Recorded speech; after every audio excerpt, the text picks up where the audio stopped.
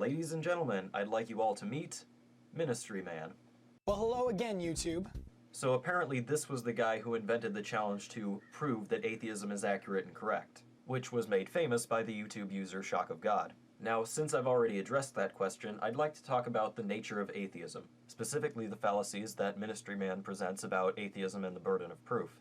There were a lot of people that were saying things like, you're obviously uneducated because you don't know what atheism is, which is an assumption that I would like to dispel within the next couple minutes. But along with that point came the deeper point that they were trying to get at. The burden of proof lies in the believer. Now, I agree with this wholeheartedly. A large burden of proof does rest on the shoulders of the theist, but I strongly believe that we are not the only ones that carry the burden of proof. Okay, so you agree with the atheists wholeheartedly, but not quite. So which is it? But I strongly believe that we are not the only ones that carry the burden of proof. Well, it depends what kind of atheism you're talking about. On the one hand, you have weak atheism, which basically says, look, if there's no evidence, there's no reason to believe, so I don't believe. And the only burden is to disprove any incoming evidence for that claim. But that's different than an inherent burden of proof in a position. Strong atheism, on the other hand, says that there are reasons to not believe beyond a simple lack of evidence. This proposal carries a burden of proof in that the people making the claim, for various reasons, actually have to have the reasons that they claim to have. You can't claim to have a solid reason that this God can't exist without actually presenting the reason. If someone were to say to me, look out, there's an invisible unicorn behind you, I could turn around and say, okay, no, there is not an invisible unicorn behind me. Now, of course, I agree with this part. No evidence, no reason to believe, so you don't believe. That's weak atheism all over again. Russell's teapot, invisible pink unicorn, that kind of stuff. But even in the face of a lack of evidence on the part of the believer, I, as the non-believer, would have to provide some kind of evidence if I really wanted to unequivocally and irrevocably prove that there was not a unicorn behind me. No. As Christopher Hitchens famously said, that which can be asserted without evidence can be dismissed without evidence. Here, MrMinistryMan is confusing weak atheism and strong atheism.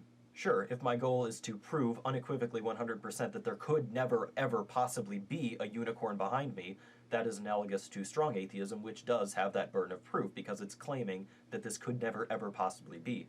However, if you're simply saying, look, there is no unicorn here in this specific instance, then all you need is a lack of evidence. The only burden on you is to address incoming evidence for that unicorn, if any does come in. Atheism is simply the idea that there is no God or supernatural kind of voodoo person. And in lieu of evidence for that God, the atheist doesn't have to do anything. Although, of course, you're free to take it a step further and say, in addition to there being no evidence for your claim, I can come up with evidence and reasons against it. That is strong atheism. But the only thing required to call yourself an atheist is to be a weak atheist, to say, look, there's not enough evidence, so I don't believe. This is the null hypothesis. In and of itself, this is not a position that carries a burden of proof. This is why people in modern courts are innocent until proven guilty. The defense is supporting the null hypothesis, which is the guy didn't do it, while the prosecution is saying, yes, they did. So all that the defense has to do, all that the null hypothesis has to do, is disprove the opposition. And if all they do is disprove the opposition, they disprove the prosecution, you get a ruling of not guilty. This, of course, is different than an innocent ruling, because innocent says not only is there no evidence to convict him, but there is evidence to acquit him, saying, look, he could not have possibly been here with the knife, because here's his receipt, for Walmart at that time, kind of thing. But all you really have to do to get his head out of the noose is to say, look, the prosecution has failed to make his case. That is weak atheism, and that is the core of what atheism really is. It's the null hypothesis, which, in and of itself, does not carry its own burden of proof. You don't prove that the guy was innocent, you simply prove that he's not guilty. Now let's add another element to this. If there were 15,000 people in front of me all saying, there's a unicorn behind you, there's a unicorn behind you, I would have to start entertaining the idea that maybe, just maybe, it's my perception that's wrong.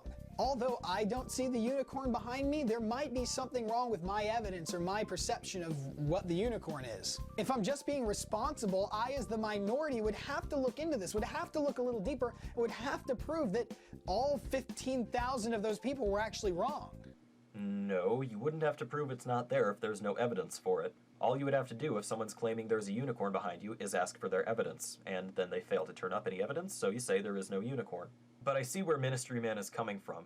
Because science isn't certain, we do large numbers of tests with large sample sizes to zero in on what's true and weed out anomalies. In a similar manner, you could argue that humans in large numbers perform a similar task. The human brain is designed, among other things, to find out what's true about the world in a logical way. To analyze the world and say, okay, this tree's here, that fairy is no longer here, and I don't think there's any evidence for it, so I'm going to say the fairy's not here, and just assume there's just the tree, that kind of thing. So if the unicorn idea passes the repeated tests of going through human brains, it would seem to offer some validity to the claim, and to a small degree it would. Problem is, of course, that the human brain is far from perfect. In general, the problem with this type of brain testing is that it's not demonstrable. You can't prove to me that you actually did see the unicorn if you don't have any physical evidence. All you can do is say, oh, but I really, really, really think I saw it. And so with this in mind, it always comes back to physical evidence. Personal testimony can be very compelling to a fellow human, especially when, as a social animal, you're confronted with a bunch of people who think this. But of course, without evidence, it is no more than testimony. Even if you have something less controversial than a flying saucer, if you come into my lab and you say, you gotta believe me, I saw it, and you're one of my fellow scientists, I say, go back, go home. Go back until you have some other kind of evidence that's not just you saw it, okay? Because human perception system is rife with all ways of getting it wrong, okay? But we don't like thinking of ourselves that way. We have high opinions of our human biology when in fact we should not.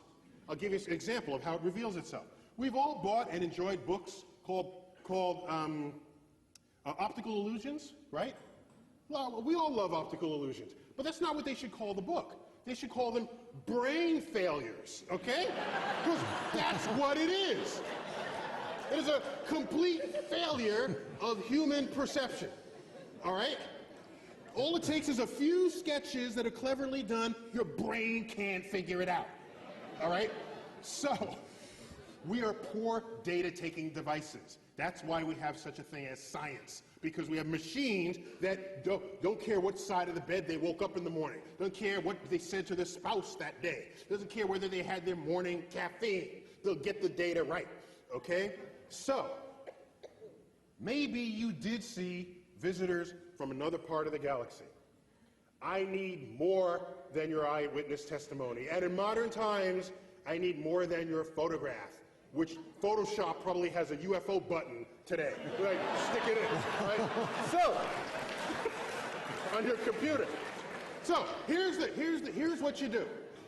I'm not saying we haven't been visited. I'm saying the evidence thus far brought forth does not satisfy the standards of evidence that any scientist would require for any other claim that you're going to walk into the lab with. So here's what I recommend. Here's what I recommend. Next time you're abducted, because I'm ready for this. I'm ready, okay? I get abducted, I'm ready, okay? So you're there, you're like on the slab, because they always do like the sex experiments on you, on the flying saucer. So there you are, and they're poking at you. So here's what you do. You ready? You tell the alien, you're gonna be alien for this, right?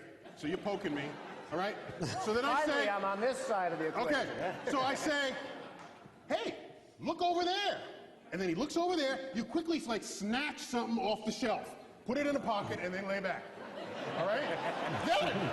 Then you're done, you come back, you say, look what I got. Okay, I like stole the ashtray off the shelf of the flying saucer.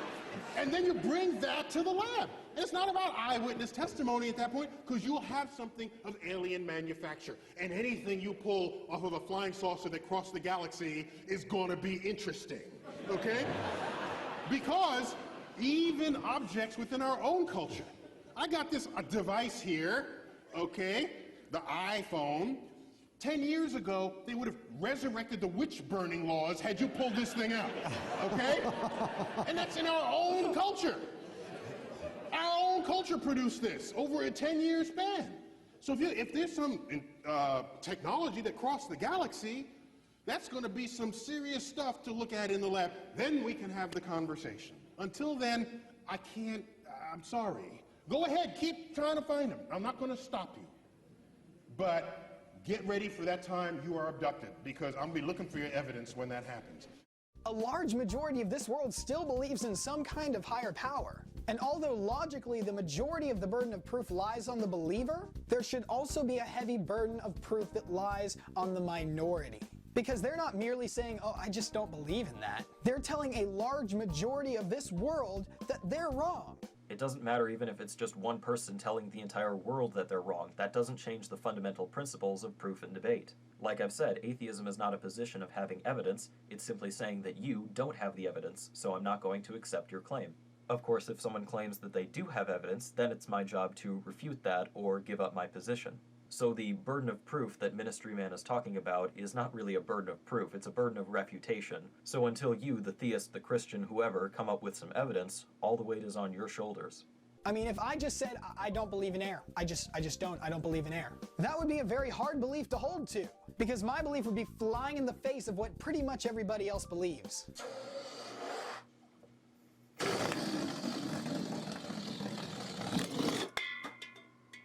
No, it would be flying in the face of the evidence. So although generally the burden of proof does not fall on the non-believer, a hefty burden of proof does fall on the minority. Go to Google, type in argument ad populum. It is in fact a logical fallacy.